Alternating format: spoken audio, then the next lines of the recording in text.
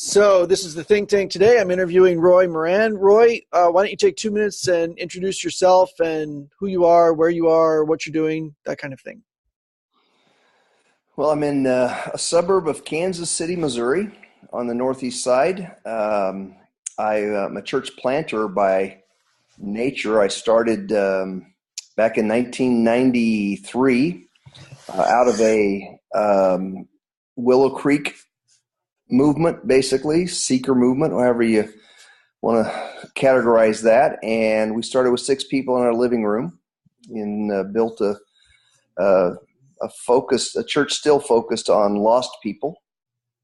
Graduate of Dallas Theological Seminary. I don't know if that may turn someone off or may turn someone on. I'm not sure. Um, I'm not sure that my friends at Dallas still claim me, but uh, so I mean we've been here kind of doing the same thing for a long time. About 7 years ago, we began to realize that we were going to get on the same treadmill that every other traditional church gets on, and that our facility had an expiration date on it, and we were going to have to buy a new piece of land, raise money to build a building. And so our leadership team just got together and said, we're not sure we really want to do that. And so we began to scour the universe for a scalable model of continuing to reach lost people, because we had prayed pretty consistently for the 300,000 people that lived within a 30-minute radius of us, and had been real serious about making it hard for them to go to hell.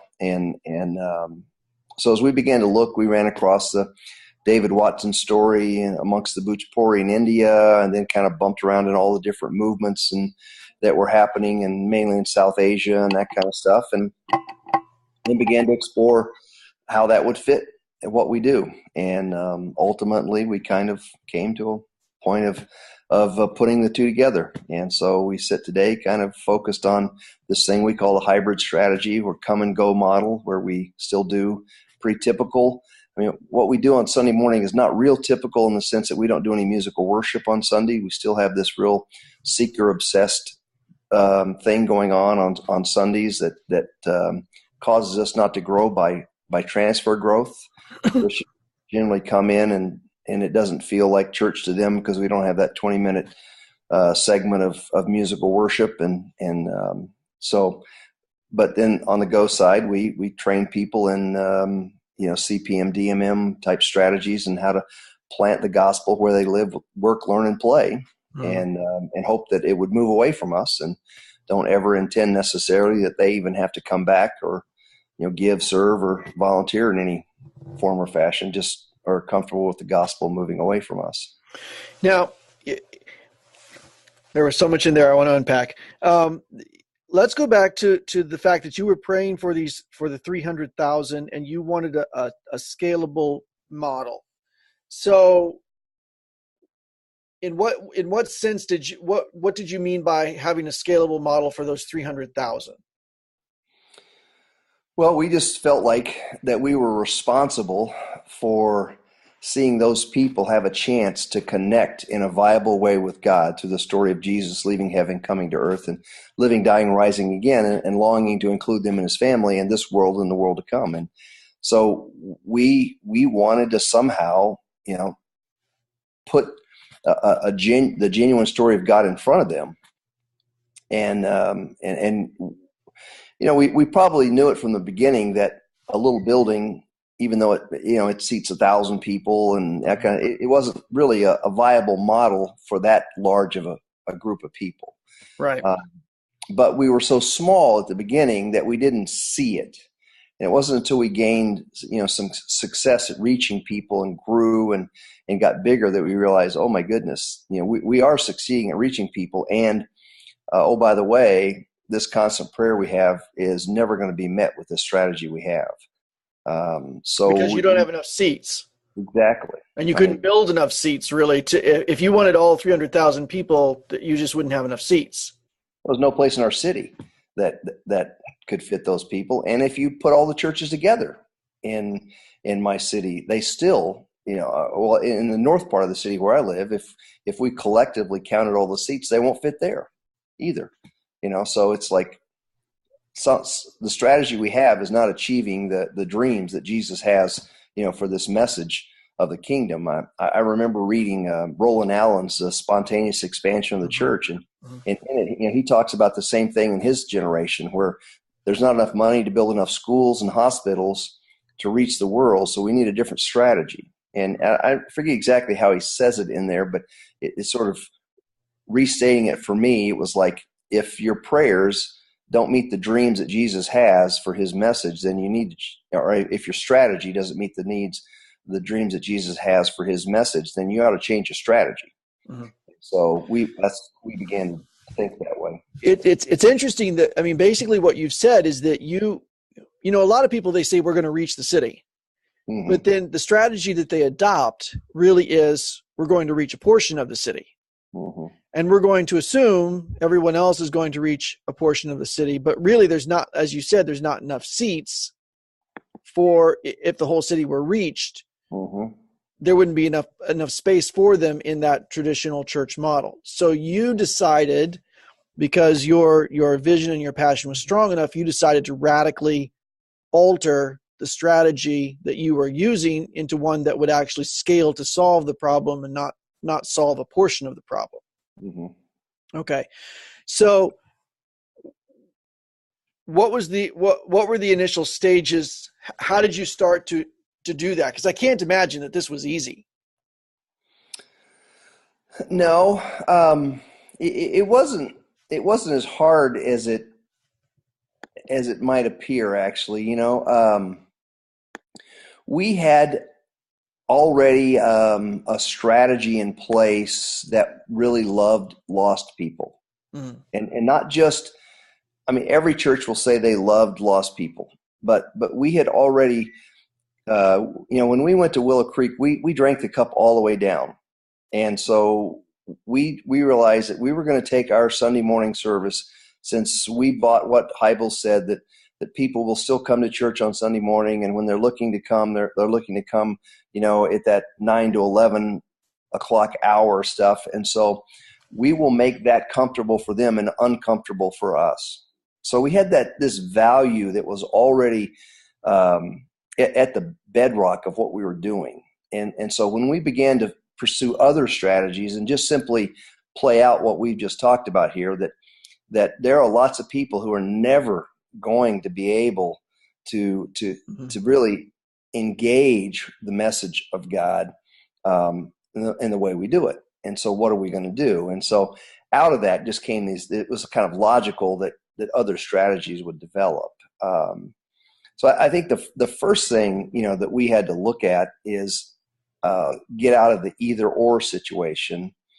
Early on in this process, as I engaged with people around the world, I had people tell me, you just need to stop doing what you're doing and start doing this. When I engaged, it was CPM, and now we're changing the thing, CPM, DMM.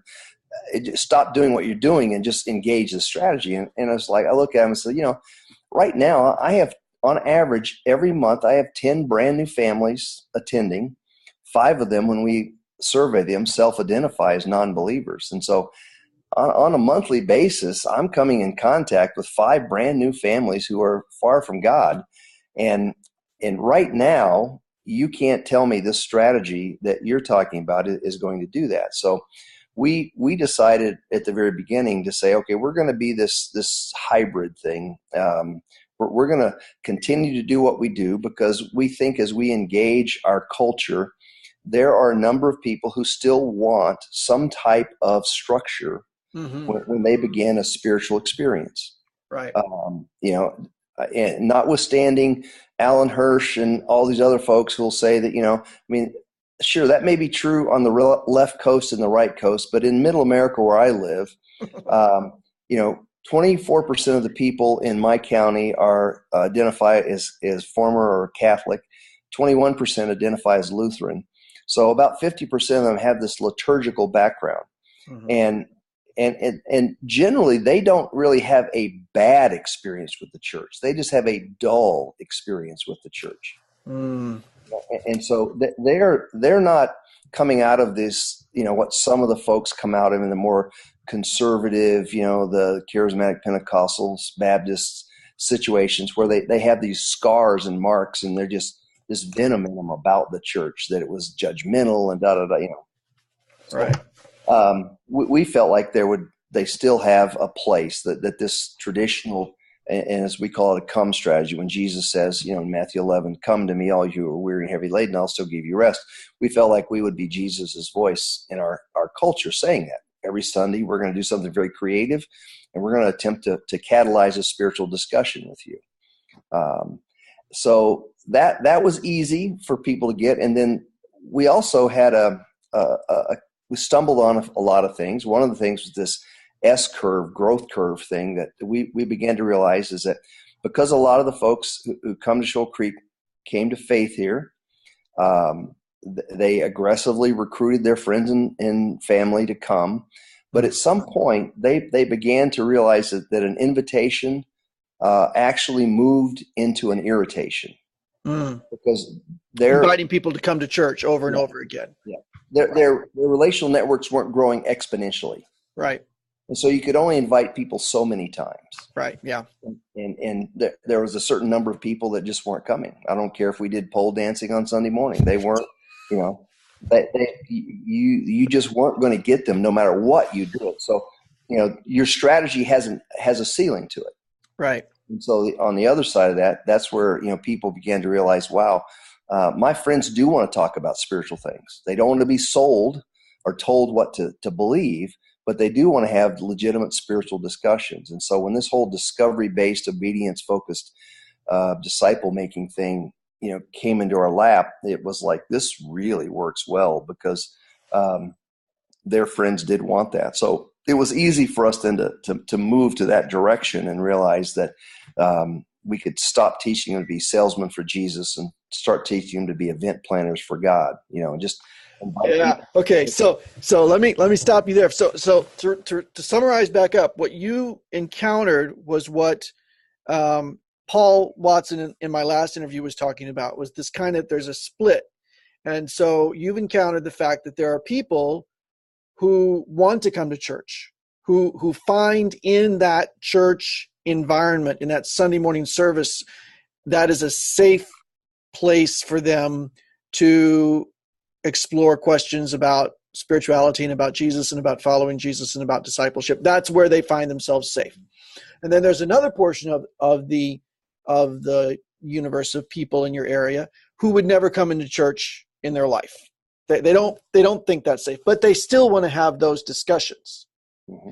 So what you've done, when you say a hybrid model, what you've basically done is you said, to this side, we're going to have the best Sunday morning church service kind of thing that we can, that will help these people. And then we're going to use a discovery, a DMM model to reach into this side over here to these people. Which is interesting that you're able to do both, because like you said, a lot of people would say you got to do one or the other, but you're doing both. Mm-hmm. Okay. Now, let's go into that. That is an interesting, or a really interesting phrase that you have, that event planners versus salesman model. Can you go into that a little bit for us? Well, one of the things, that we discover, even our Sunday morning, is really meant to be catalytic. We hope to have them leave with more questions than answers. We want to start the discussion. We don't want to finish it. And that's sort of another one of those things that was a part of our DNA, is that we viewed the Sunday morning as catalytic. So the idea of helping people understand how to create these little points of discussion. Mm-hmm. They knew that their friends didn't want them to be that guy, that Jesus freak guy that's always talking about Jesus, using strange language and being weird. Mm-hmm. But they also knew that their friends had marital problems. They had parenting frustrations and fears. They had job issues, health related stuff. They had all kinds of stuff that they were looking for some discussion that had a texture of spirituality to it. And so we just began to help people understand what it looked like to invite people to the table and just use a very simple process. And we standardize a process. We learned this, this is nothing we created. We learned it from lots of other people, all the people that and just we down to 6 basic questions. And so we ask, every group, you ask these 6 basic questions. And these are discovery groups. Yeah, discovery groups. Yeah. Okay. And, what are you thankful for? What's stressing you out today? Do you have a need, or does anyone have a need that this group could meet? What does the Bible say? We put a passage of scripture there and discuss it. And then, what will you do about it? And then who will you share it with? And we just said, look, this is the way you lead a group. This is what you do. And if you just try it, we think it'll work. And so, it took a little convincing, because Americans have a sense that things that are really cool are complex. And things that are simple, and you have to become an expert at it before you can do it. Yeah. Things are simple or, not that cool, Right. But if fact, anybody can do it, why do I want to do it?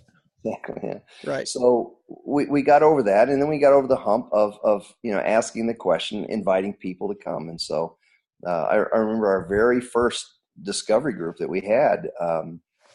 We had a gal who was praying, and she had 6 ladies in her neighborhood that she wanted to invite, and she was praying, and then at some point prayer became an excuse for delaying. It was literally like Moses in Exodus 14 when God says, Moses, stop praying and get going. And he kind of told this gal, said, look, so stop praying and get going. And so she finally just got frustrated with herself, and she said, oh, the heck with it, I'm going for it. And so she went around and asked all 6 of these neighbors if they would come, expecting maybe 1 in 5 to come. All 6 of them said yes. And they began to read the Bible together and discover what God has to say about life. And that dynamic of discovering that maybe 2 Corinthians 5 is right, that God is in the world, and that God is in your world, reconciling your world to himself. And all he needs for you to do is to show up and provide that discussion point for people to discover God for himself. You don't have to sell anything. You don't have to hawk anything. You just show up and be authentic and talk about what God's doing in your life and amongst your believing or non-believing neighbors. The people that you are, the people that are actually doing these groups, the discovery groups, how do you? I mean, you get them from the church, the existing church that you have now. So how do you find them? What do you look for in a person who's going to do this? Well, the very first time we had David Watson up here, David is sitting in our auditorium one time, and he said, okay, so if I understand it correctly, what you guys are doing is you're attracting persons of peace on Sunday morning. And that really is in many ways true. I mean, that's exactly what we're about. Is we have these people coming who have, every month 10 new families come, 5 of them self-identify as non-believers. So they have a spiritual discussion. And the way one of the substantiations of that 50% thing that we talk about in terms of 50% won't come, 50% will come, is about half the people who do come to Shoal Creek come not because a friend invites them, but because they drive by. Okay. So okay.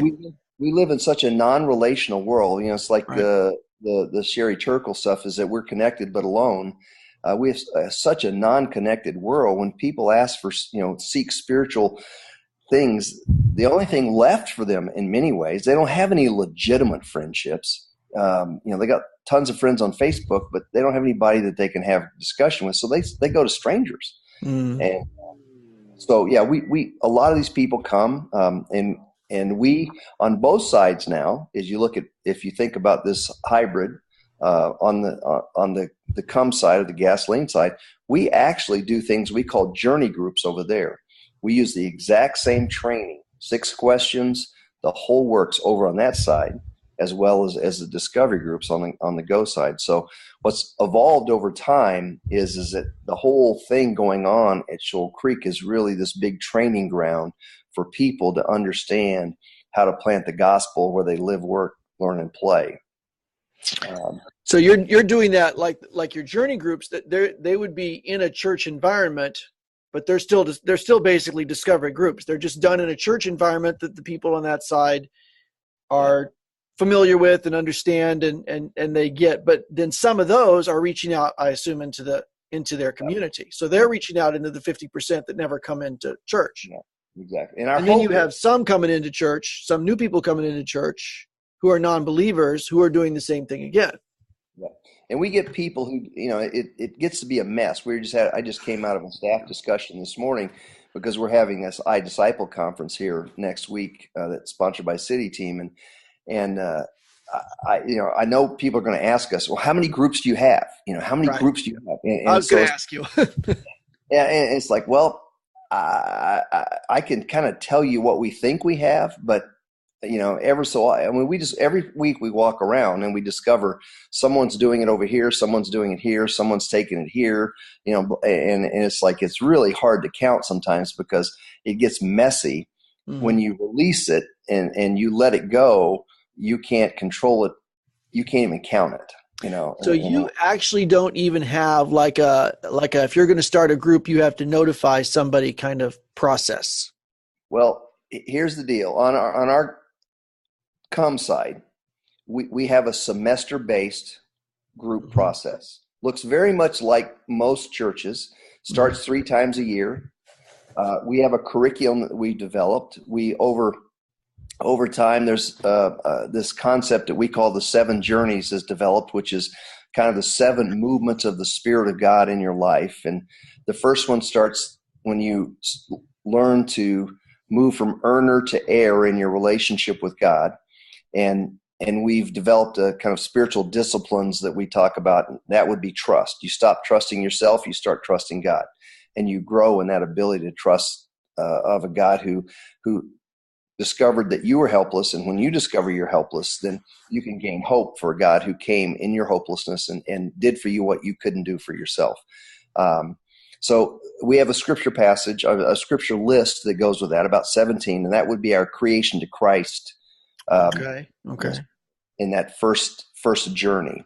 And then we have 7 other journeys that are about 10 to 12 passages long, but like moving from self-hearted to soft-hearted, moving from receiver to giver, isolation to community, consumer to producer, charitable extravagant, and traveler to guide.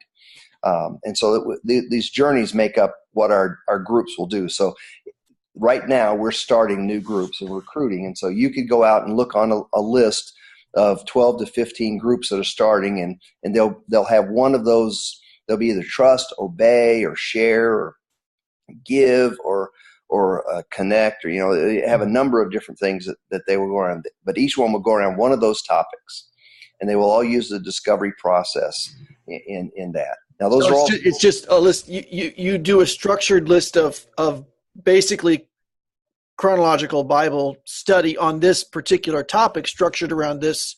Mm-hmm. That is nice. Yeah. So now, if you wanted, we're in the process of training leaders, right? People to lead those groups. Right. So if you wanted to lead that group, what we would say to you is, Justin, here's the qualifications. And this is where it gets really weird and heretical. We'll say, Justin, will you ask all 6 of those questions every night your group meets? Will you use the scripture list that we give you? Will you learn to make sure that the Bible is the authority? And the way we'll teach you that is we'll teach you how to redirect to the Bible. When someone brings in Oprah, or Dr. Phil, or their experience, we'll say, okay, that's great. And we can talk about that when the group's over. But right now, we're focused here to find out what God has to say about life. So where do you find that in this passage we're looking at? So we have a little 4-hour training that we would take you through, teaching you how to ask those 6 questions and how to manage your time. And then we would release you to go lead that group. Now, we're not going to ask you about your relationship with Jesus, or how we're not that necessarily concerned that you can identify a date and a time and your salvation and all that kind of other stuff.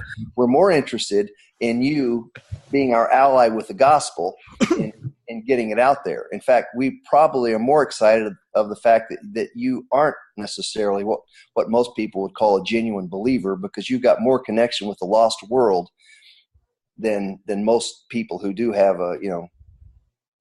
So you could have somebody who's a fairly new believer, like 3-4 weeks old, passionate about their faith. They want to do something. They say, I want to lead one of these groups. Mm-hmm. Maybe they've been through one, I guess, and that's how they know about the group. Mm-hmm. And you'd be like, here's what you do. Go for it.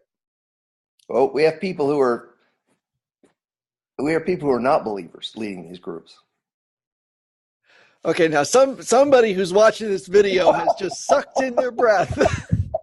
And they have said, how? No. You can't do that. So how do you do that? Well, I mean, let me just talk a little bit of the theology behind it first. It's like we go back to John 6:44 through 46 and kind of look at this idea where it says, everyone that comes to Jesus is taught by God. Mm-hmm.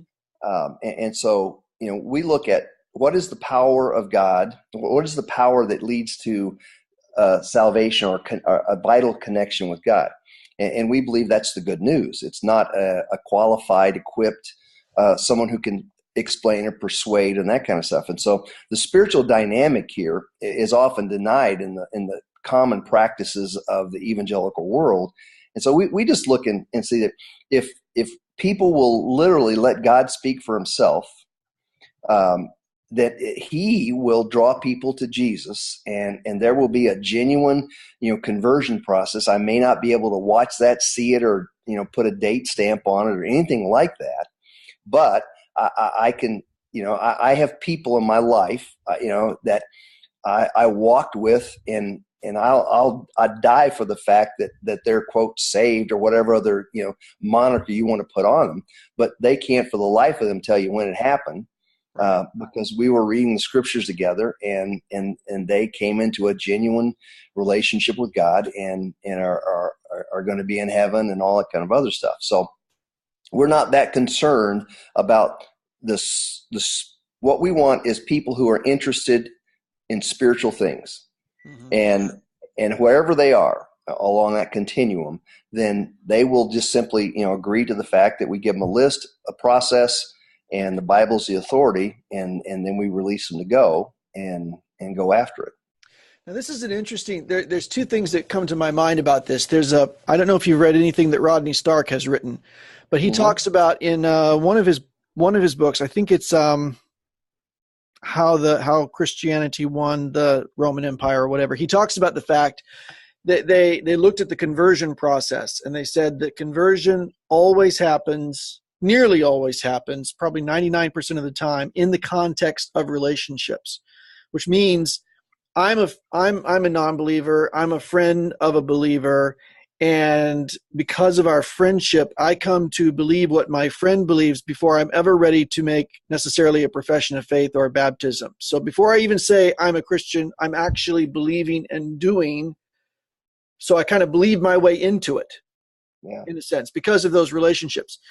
So what you're saying is that, and it's probably the first time I've ever heard it put that way, what you're saying is you really buy wholeheartedly into the idea, into the verse in John where it says that, if you come to Christ and you are reading, you are going to the scriptures, and you'll be taught by God. So even if a non-believer, even if you're reading the scriptures with a non-believer and you're earnestly looking at that saying, is this true? And, how do I apply this?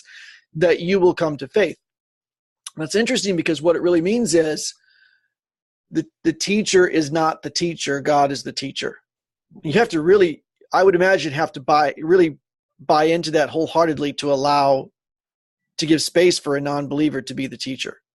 Or not even the teacher, but you know what I mean. Mm-hmm. Yeah, it's just facilitating. It is the meeting planner. Basically, meeting planner is not the main element.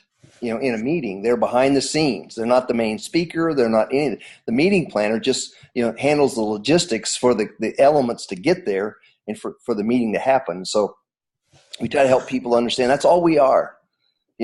We're not the message. We bear the message. It's the message that has the power, not us. All you need to do is relate to it in an authentic way. That means whether you're doing well or you're doing bad, just relate to it in an authentic way, and that is appetizing for people, and they want to come to the table and they want to journey with you in this process of discovering who God is and what He wants for your life. So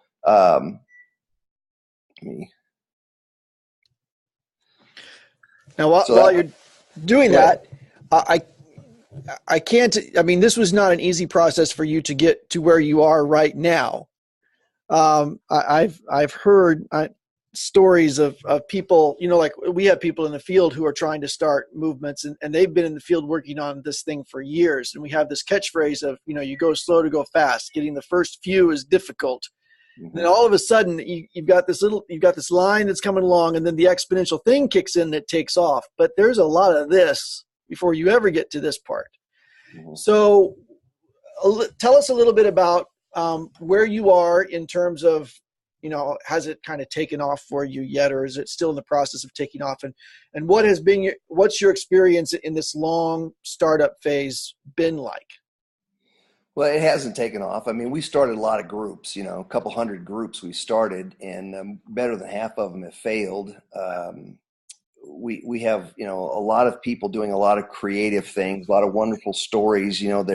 They're early on, we got the fourth generation real quickly, but out of at one little section, and we discovered that it was a leader who had a lot of horsepower, and she was able to move this thing across 2 different subdivisions and stuff, but it died. That it didn't continue to self-replicate. So we've had a lot of DNA, correction along the way and stuff like that. So I think the things we've learned, especially about the U.S., is that I have a lot of people that we work with who are not churched people. Just to give you an idea of the culture of Shoal Creek, my youngest son is musical. And he's done some musical worship within what we're doing here. And one day he calls me and he says, I found this great song written by this Christian guy by the name of David Crowder. Mm-hmm. And I said, oh, that's great. What song is it? He says, it's called like the Doxology or something. And I said, Colin, he didn't write that song. I said, that song is older than dirt. He goes, no, he wrote this song. I said, well, he may have written the arrangement of the song, but he didn't write the song itself. And so I had to explain to my own son, what the doxology was. So that just gives you a little idea of, the culture of Shoal Creek and what God has created here. So I have a lot of people who come in non-church backgrounds.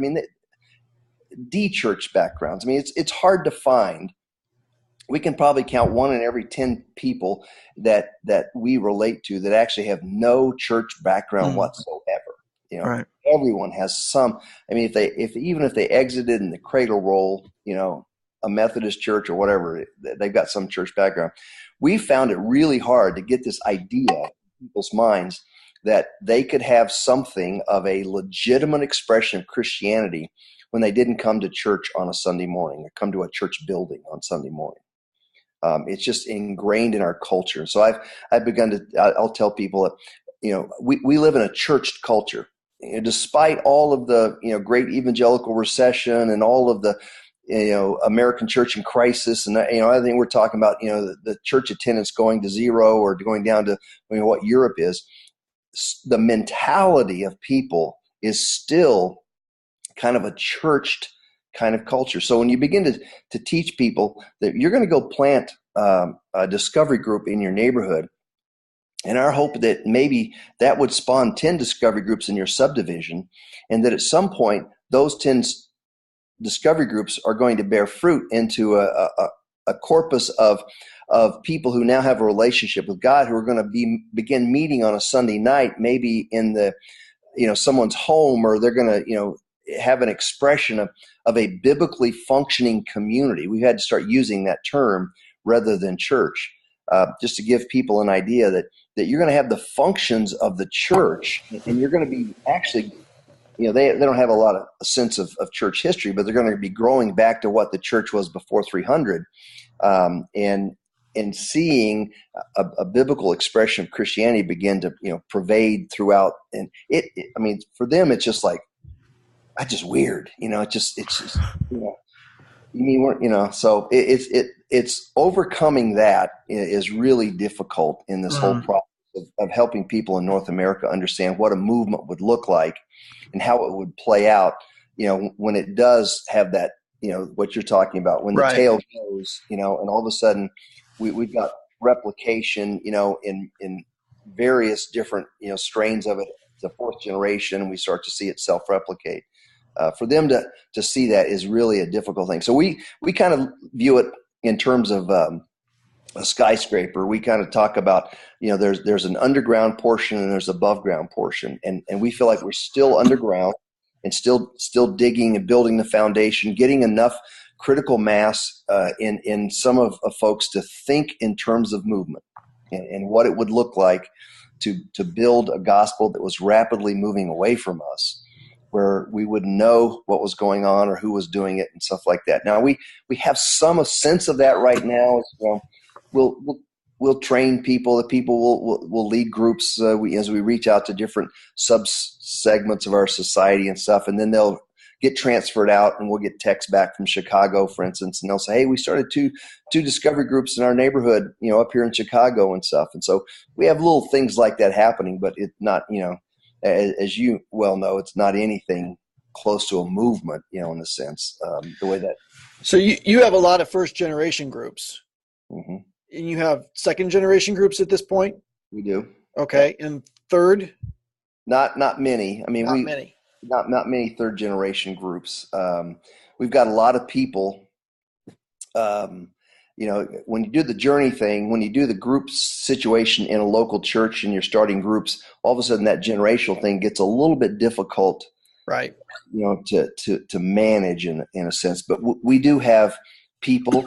We've got people who've joined a journey group as a non-believer, and then have actually started a group, and then someone started a group out of their group. So we've got some third generation stories. But we don't have anything that really expresses a generational pulse that you could say, okay, there it goes, or I'm seeing this move yet. Right. Would you say that multi-generational thing happens as it moves away from the church out into the community, and as you were, I love that phrase, rapidly moving away from us. That is a really great phrase. Is that where the generational pulse kind of happens? Whereas, I mean, in the church, what you've got is a kind of a semester program. So every semester, the guys who were leading one group might now be leading a different group entirely. So it's you've got a constant flux thing going there. Yeah.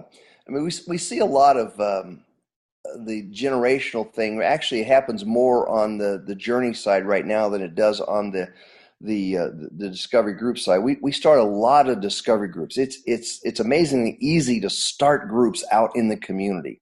For instance, we've discovered that bus stops are very viral places. Every morning, at least in our story of suburbia, parents walk their kids to the bus stop.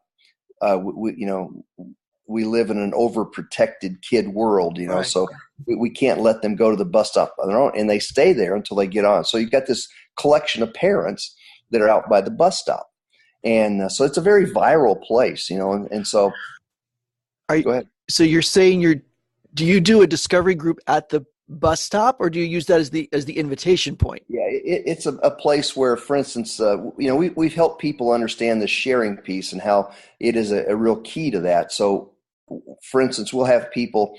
We had a story of a girl at a bus stop where a friend of hers, they were already in a discovery group together, and so she was at the bus stop. She noticed that she was pretty emotional. She said, "Hey, what's up?" And she says, "I'm really struggling." Tells a story. Says, "Would you pray for me?"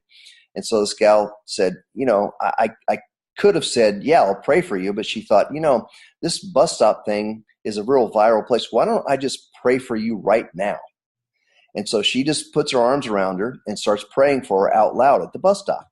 Well, when she says amen, and in good American fashion, we always have to bow our head and close our eyes, right. She looks up and there's like 3 or 4 other people standing around them. Really? so just this moment, just to be, outwardly spiritual without being weird and stuff like that. And so a couple weeks later, she's out in the yard, weeding the yard, and her neighbor comes over and kind of starts helping her weed the yard. And her neighbor's one of the ones at the bus stop says to her, "Hey, you read the Bible, don't you?" She goes, "Yeah, I do." And it was like silent. And, it's like, okay, is she asking to be asked a question here? And so she said, "Yeah, would you be interested in reading the Bible with me?" And she goes, "Yeah, I would. I really would." And so all of a sudden, her and her husband and the neighbors got together and started another discovery group, in that process. So It's interesting that because I think a lot of people have this sense that they're going to be persecuted, they're going to be ignored, they're going to be ostracized, they're going to be, their neighbors are going to think they're weird or kooky or whatever. But you're saying it's easier maybe to start a discovery group in the local neighborhood, in the community, maybe even than in the church. mm-hmm. Oh yeah, it is. I think what happens is that inside the box of the Christian ghetto that we've created, they will be persecuted. They will be thought of as weird because what we've taught them to do is kind of sell Jesus, and we live in an overpressurized, oversold world.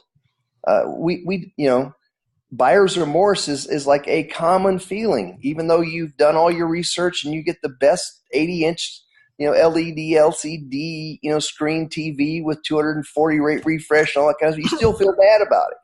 You feel like Right. until you see it and, you watch some, great game or something like that. And so we're just oversold, and so when it's not a selling situation, but when it's just simply, I'm just doing life and I'm doing it in a legitimately authentic way by sharing with people, here's my spiritual journey. And it's not just a Jesus joy journey, but it's a really, legitimate up and down spiritual journey. It has authenticity to it.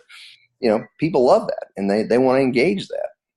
What kind of for people that are doing this, what kind of training do you guys and do you give people who are doing this? If I were brand new to the church and I want to go start a discovery group, what kind of training and resources and support do you? I mean, because your list of qualifications, that's a very short list. I don't have to have a seminary degree. I don't have to be on parole or probation at the church for a certain number of time. I don't have to be. I didn't even hear husband of one wife in there. So what kind of training do you give people? We ask them to attend a 4-hour training session, Mm-hmm. and in which we'll go through the discovery process. They'll experience a discovery group. At that point, they'll go through the 6 questions and experience exactly what it's like. We'll go back through and train them on how to manage their time well, because when you ask that second question in a suburban context in the U.S., what's stressing you out today? Oh my gosh, it could go on all night. And so how do you manage the time well? How do you get to that, the 6th question, who are you going to share it with and stuff? And how to redirect to the authorities being the Bible. It's like people are going to say things. They're going to say, hey, my guru said this, or my counselor said this, or my doctor, or Oprah said this, or Dr. Phil, or Dr. Oz, or whatever. And so we kind of just say, hey, look, okay, they're going to say all that kind of stuff. But what you need to say is, where does it say that in this passage? Because this is what we're looking at today.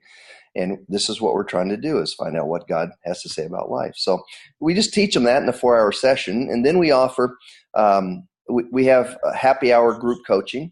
So 6 times in a semester, we will have a 5 o'clock after work, 5:30, meet at a restaurant. We have a couple of different restaurants that have these nice little private places. And we'll have them show up, and just ask and come through and just check up on their groups, find out what's going on with their group, what's happening and stuff. We have a couple of touch bases with them during that semester.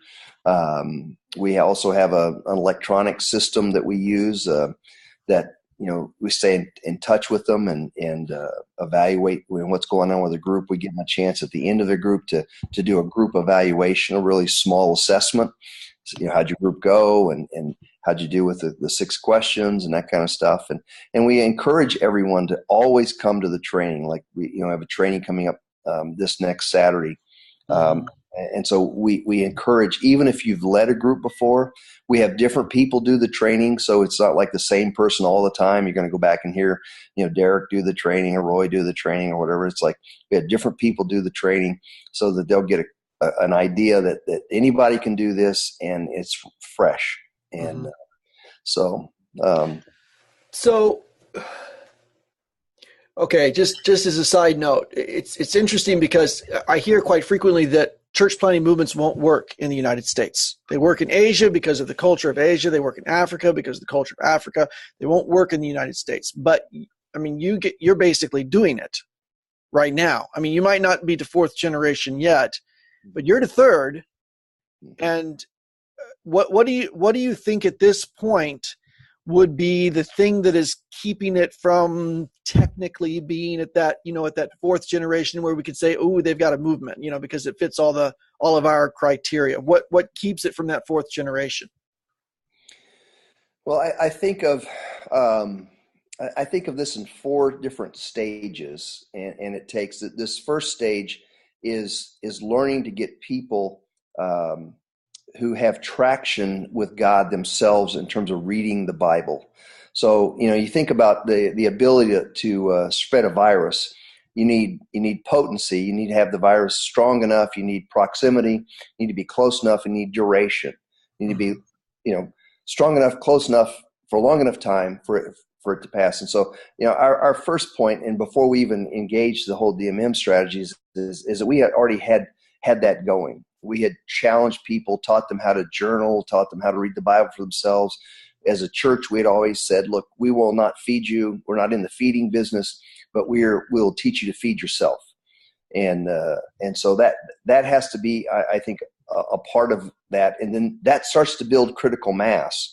And that critical mass piece is when people learn to lead a discovery group, and they learn that they can actually do it themselves. They don't need to be highly qualified, have a subject matter expert type of mentality and stuff. So that second point is the strategy.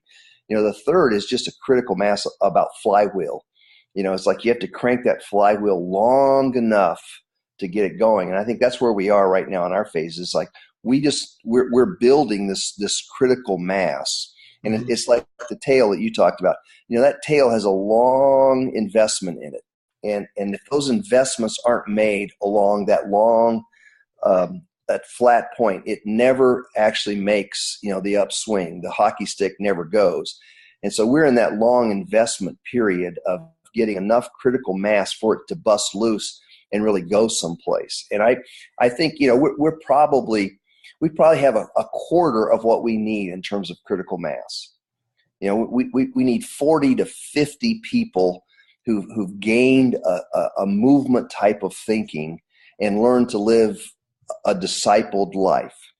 And at that point, we have, what could then consistently go to 4 generations and have 100 groups and, start to meet that. But you don't think there's anything in like American culture or our perspective that prevents this from happening? It's just time and effort and discipling and building people until you hit that. Yeah, I went through that. I back in 2003, we moved into a building and we started growing radically, and we started this whole process that I talked about earlier. And I had this on my whiteboard in my mind. I had Butch Pori, David Watson. I heard that story, and it's like, okay, yeah, that's Asia, that's India, and I went through that phase until I began to just realize is that, look, I don't have a legitimate strategy to reach anything really. It's just whoever will come.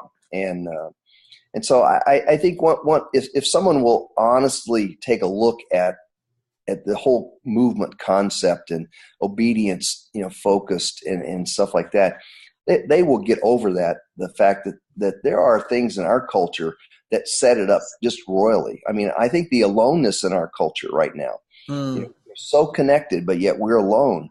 The aloneness is just ripe for the gospel. There's a hopelessness. There's a sense in which, we look at the millennials giving up on church. Well, it's like, heck yeah, give up on church because it's hopeless. I mean, what we need is an expression of kind of a vital expression of Christianity that shows that there's life, outside of some religious liturgical type of format, that God makes a difference. And so I think we're ripe, for what could happen with this whole strategy. It's just going to take enough practitioners, to understand, how do you put this in play, and it not be the newest thing on the block. Right. I mean, I'm getting a lot of that now. It's like, oh, let's go, let's do this DMM thing. And I think it's going to bust loose. I had someone had done a training in a church the other day, told me that they'd started movements in 8 different countries. Okay. And it was like, I mean, I was like, and there's a lot of loose language out there. Right. Yeah. What they meant is that they had people go on mission trips and start, do a discovery group in maybe 8 different countries. Well, that's not a movement. No. That's not a movement. And there's a lot of hard work. I mean, I look at Shoal Creek. I mean, we have the same kind of thing. In 2003, we were 170 people. We're 1,100 today.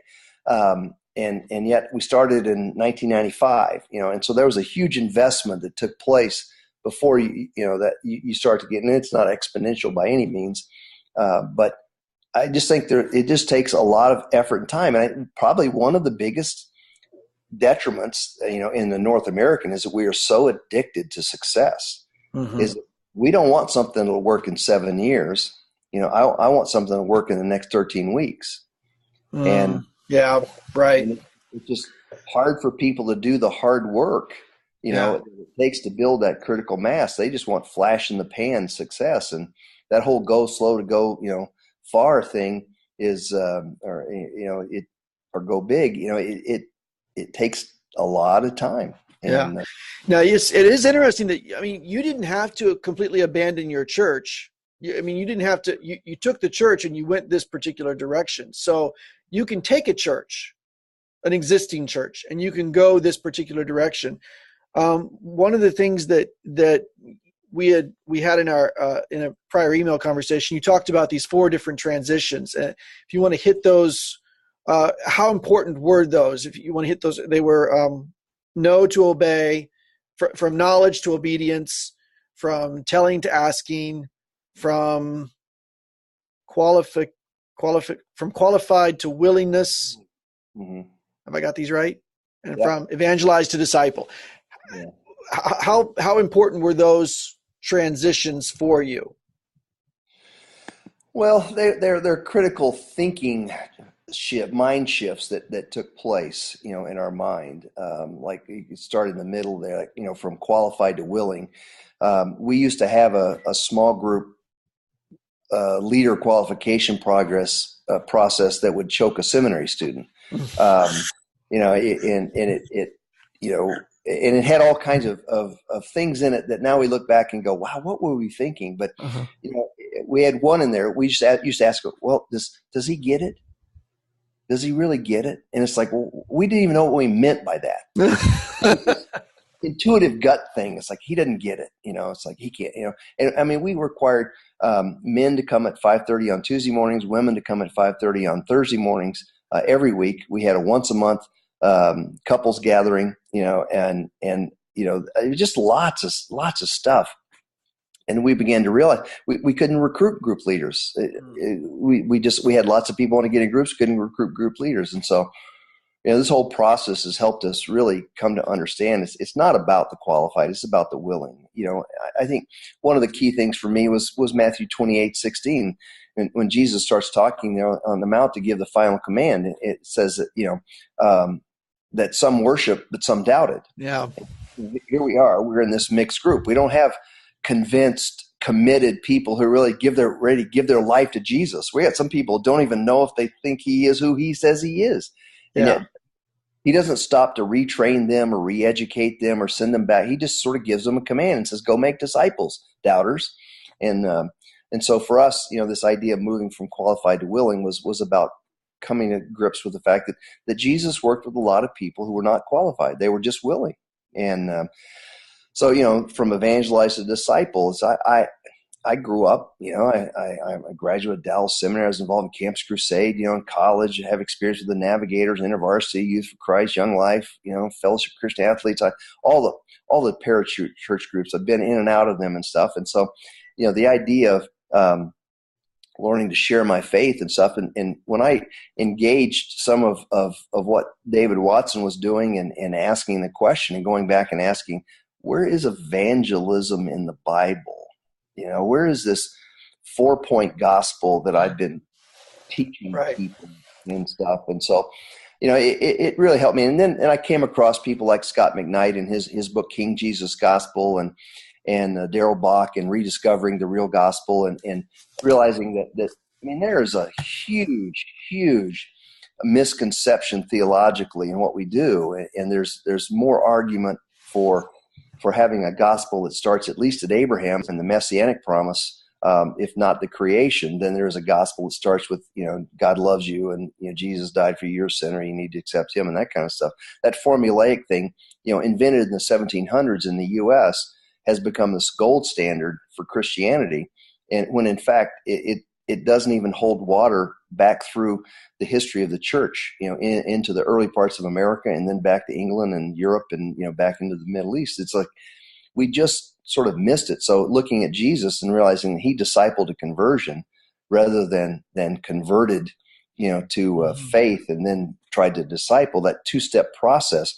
The reason we struggle with it so much is because it doesn't really fit with the methodology that Jesus had. So that's, we just have gone through and are still in that process of kind of wrestling through that whole issue to realize that we just need to start calling people to obedience. And in small steps of obedience, people will fall in love with a God who came to love them. It's just the way that it happens. We see it happen. And so, that process, the knowledge to obedience thing, coming to grips with the fact that I believe that in the translation of the Bible, there could have been some things done better, because in the English, we translate that word pistis, or faith. And I think if it were translated regularly as trust, it would make all the difference in the world in how we sort of lean theologically, because faith it doesn't seem in the English language, at least, to have much verbal movement to it. It's not it's an assent, a mental thing. It's more of a Greek type of a thing, whereas trust has more of a Hebrew feel to it. It has more movement to it. And so, as we help people understand, like we talk about, accepting Jesus as our Savior and stuff. Well, Jesus didn't ask for acceptance. He was the King. He asked for obedience. And so it's not about accepting him. It's about trusting him. It's about pledging your allegiance to a new king and a new kingdom. Yeah. And so we've kind of, that language has become to, be a huge part of who we are and how we express this thing. And it makes a difference in how people engage Jesus. He's not a static figure. It's like we'll use a phrase oftentimes. We'll say that, what Jesus says matters most. And when what he says matters most, we'll know that you have your fingerprints on the Bible. And it makes a difference, in the life that you live. And so by discipling, to obedience rather than evangelize to conversion, it just creates a different dynamic, a deeper, more intimate, more real experience with God in this world. The interesting thing about that verse, the whole faith versus trust thing, I came on that myself in a slightly different way some years back, where I guess one day I was encountering the Old English version of faith, keep faith with your sovereign, which has a completely different meaning than have faith in Christ. When we say have faith in Christ, it means we can't see him. We can't, you can't physically see him. You don't physically hear him. You can't physically touch him, but you have this mystical belief, it's kind of the leap of faith kind of thing. But when you say be faithful, keep faith with your sovereign, be pledged, the sovereignty, allegiance, trust thing. That's a different animal. Mm-hmm. That's a way different animal. And I found in my own walk that when I framed it in the perspective of, faithful allegiance to the king, as opposed to this mystical belief that I couldn't quite quantify, and somehow it brought me to a different position. Wow. So you guys have done, you've embarked on this journey, and you're moving along the path. What I'd like to do is, as we come to the end of our time, I just like to kind of bring it around again and ask you, same question I ask everybody basically at the end of one of these things, is to say, why do you do this? Well, our heart has always been that our Father wants to connect with his children.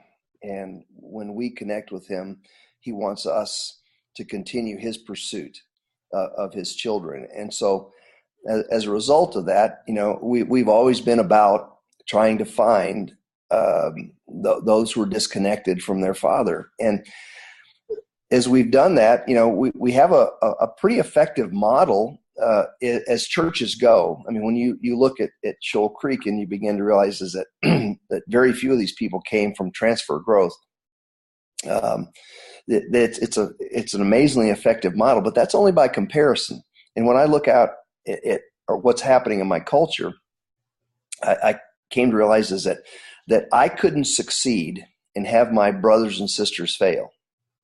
That it wasn't enough, to be the MVP of the team and to lose the championship. I mean, if I succeed and everyone else fails, I fail as well. And so I kind of had to wrap my arms around that idea. I didn't want to. I mean, it was a real struggle because I'm a transplant to Kansas City. I've lived here 22 years, but I still, it's not the city I was born in. I didn't have that kind of dirt in my fingernails thing, but yet at the same time, God sort of drove me to this point. It's like, look, you need to embrace the fact that this city is going to hell. There are more people going to hell now than ever before in the history of humankind. And we look at this thing and we say, well, look what the church has done. I can go to my local Panera Bread here in the morning, and I see there's 25 tables in there, 10 of them taken up by people doing some kind of book or Bible study. And it's like I could think, oh, wow, the gospel is really moving here, but it's not. It's not. I mean, it's just I live in a culture, and I'm of an age. I turned 60 this year, so I'm not going to fly the plane into the ground, but I'm going to hand the baton off to people who are going to fly this plane into the ground. And I don't want that to be my legacy. Mm-hmm. I want my legacy to be something else. I think we're on the verge of maybe even another great awakening or reformation in the church to understand that we could do something radically different. We have never achieved more than 33% of the world's population, being in allegiance to Jesus.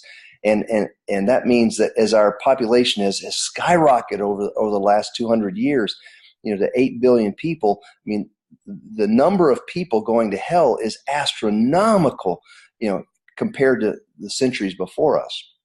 And so we stand the chance of handing off a baton of the worst success in the history of the gospel. And it's like, I look at, what's happened around the world, these movements that you're so well aware of, and realize that there is an answer out there. There's a way to change this. If we could redirect some of our energy and efforts and thinking, we could make a difference in that. And so I've just kind of, taken it upon myself, at least in my city here, to say, we're going to wrap our arms around the 2.3 million people that call Kansas City their home, and we're going to see if in the next 10 years we could literally make it hard for them to go to hell, and put a discovery group, within every 300 to 1,500 people sections of that whole Census Bureau data that we use to make that thing happen. So it's just a heartbeat that starts with believing that people are lost and going to hell, and they need a connection with their Father, not just in the next world, but in this world. And to be able to see this world have an effect of the gospel and improve the lives of people and make a difference, and stuff. So it's just our heartbeat. try to make that happen. And this whole strategy of disciple making movements has become a real encouragement to us to be able to think that it could.